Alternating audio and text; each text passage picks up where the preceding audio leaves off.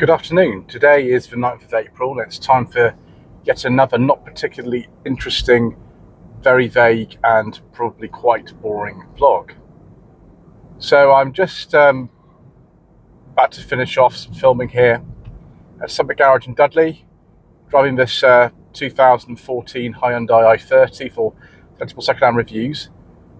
But whilst I'm here, we need to talk about something that's happened recently, and that is the Labour government has changed the zero emission vehicle mandate. What on earth is the zero emission vehicle mandate? Well, it kind of basically is a transition from the current state of affairs in the car market to almost entire electrification in this country by 2030. And last year, the target for electrification in terms of the number of cars that needed to be sold on the new market to meet the quota was 22%, rising every year until 2030. Will it be 100%? Apart from certain hybrids that haven't been specified yet, and they're still not quite specified now.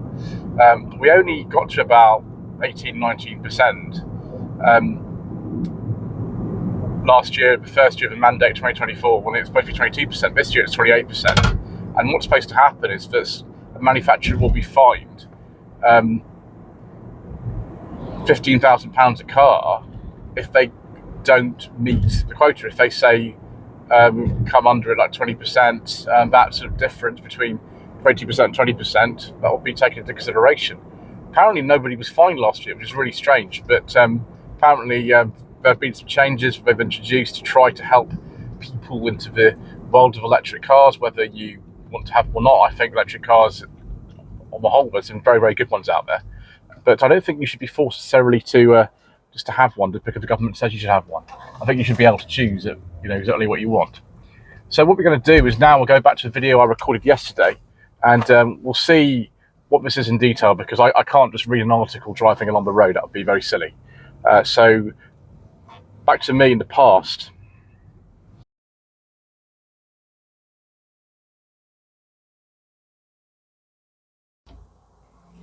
So here we are in a random car park in the West Midlands, viewers. I need to read this article just to get all the facts right. I have checked this against another source, and what this says is pretty much what I've heard. So we'll treat this as being factually reasonably accurate.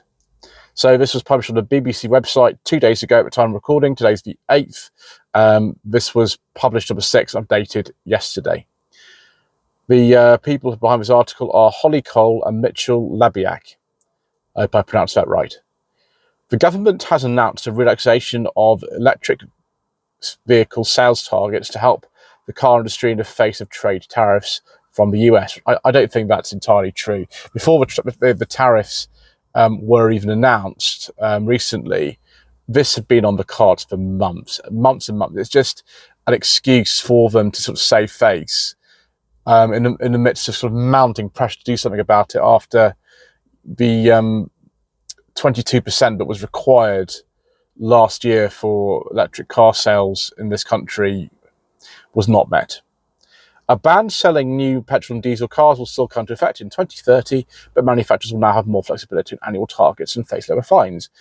Transport Secretary Heidi Alexander told BBC Breakfast its changes were not, inverted commas, a silver bullet, but part of the solution responding to US tariffs, which, again, I don't think this is entirely true, but there we go. UK opposition party said Labour's measures would not be enough to boost the car industry. Donald Trump has imposed a 25% levy on cars imported to America, which is a major export market for the UK motor industry, which is, yeah, that's true. It came into force last week and is separate to a 10% tax on nearly all UK products, which is the baseline tariff around the world. Obviously, some countries are far higher than 10% that we've had imposed upon us. A consultation on the government's EV target changes ended in mid-February, but Alexander told the BBC that the government had spent the process of introducing them in response to tariffs. The government worked with UK manufacturers to simultaneously, quote, strengthen its commitment to the phase out, end quote, while introducing, quote, practical reforms to support industry meet this ambition, end quote. Currently, 28% of new cars sold in the UK this year must be electric, a target that will rise each year until 2030. Last year was 22%. I've just seen the electric vehicle sales figures for March, which is traditionally one of the top months in this country for sales, with September, and it's only at just under 20%. So still some work to do then. But manufacturers will now be given more freedom in how they meet their annual targets. I mean, if they don't sell enough EVs in 1 year, which they didn't last time, they can make up for it by selling more next year. In addition, the fine of £15,000 per vehicle sold does not meet less emission standards. That's not true. Essentially, the fine is for every car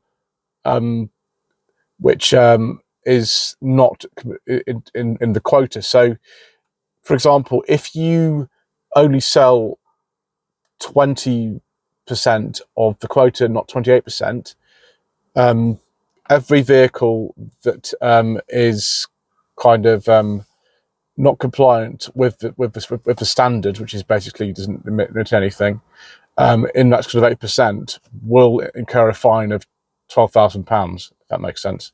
I don't know if it does, but it can be difficult to explain this. I understand it, but trying to actually explain what's happening is difficult. Meanwhile, a ban on the sale of hybrid vehicles which combine a petrol or diesel, I shouldn't say that, should be this, an electric motor has been confirmed as 2035. However, some small British firms like Aston Martin, McLaren, and Cater and people like that will be allowed to keep selling petrol cars beyond the 2030 deadline. They haven't said specifically which who they'll be. But with a lower firm, I mean, Morgan and things like that, it's interesting that actually we might be able to see, petrol Morgans past 2030. As part of the changes, Prime Minister Keir Starmer wrote in the Times that the government is putting, quote, £2.3 billion towards tax rates for people buying electric vehicles and improving charging infrastructure, end quote. The Treasury later told the BBC that means the government will invest 2.3 billion pounds in the car industry, all of which was announced in last year's budget. Next section, hope over reality. The ban on sales of new petrol and diesel cars was extended in 2035 under the previous Conservative government, but Labour promised to restore the 2030 deadline is manifested for the 2024 election. Let's not go into that, viewers, but it makes me angry. Never mind. Car issuers have previously warned drivers will not switch to electric cars at a rate needed to meet the deadline. Yep, due to the cost of buying the cars privately, lack of charging point infrastructure, and the fact that I don't think anybody should be forced to, buy a particular car because it's fuel type. You just should be allowed to make your choice as you see fit. If you want to buy an electric car, that's brilliant. I've driven some fabulous electric cars. In fact, I'm driving one tomorrow. I don't hate them at all. I think they're pretty good in loads of ways. But you shouldn't be forced to buy one if you don't want one. That's just something I don't agree with.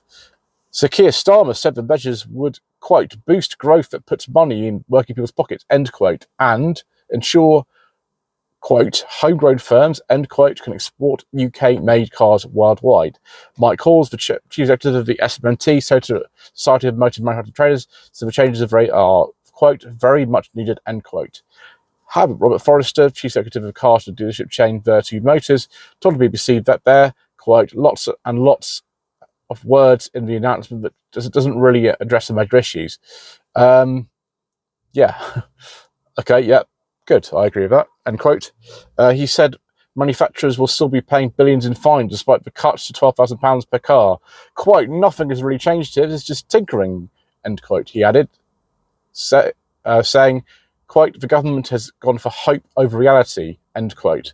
Shadow Business Secretary Andrew Griffith described the measures as, quote, half-baked, and repeated Conservative leader Kemi Badenoch's claim that, quote, net zero by 2050 is impossible, end quote. I think that's a fair thing to say, actually. Liberal Democrats transport spokesperson, no name, called for, quote, better incentives for consumers to buy electric cars, and said the changes, quote, won't be enough to protect the sector from the impact of Trump's damaging tariffs, end quote. America is the second largest export market for the UK's car industry after the European Union. Coventry-based manufacturer Jaguar Land Rover announced on Saturday that it will, quote, pause all shipments in April to the US as it works to, quote, addressing the new trading terms, end quote. A separate 10% tariff on UK imports came into effect Saturday, with higher rates in place for some other major economies. It's a very important point, that. Right. Let's switch back to me in the future and see if I can sum this up succinctly.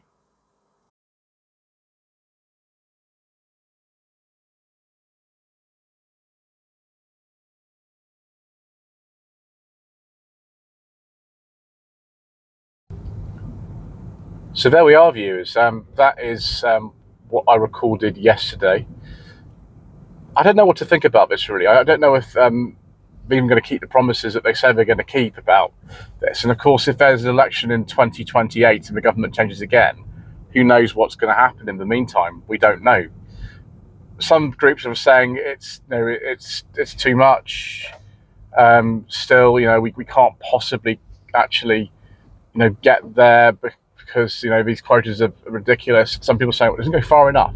So there we are. I think possibly still with everything that's going on, we're not going to get there. We're not going to be able to make these targets, which they haven't actually revised down at all. We're still on the card for 28% for 2025.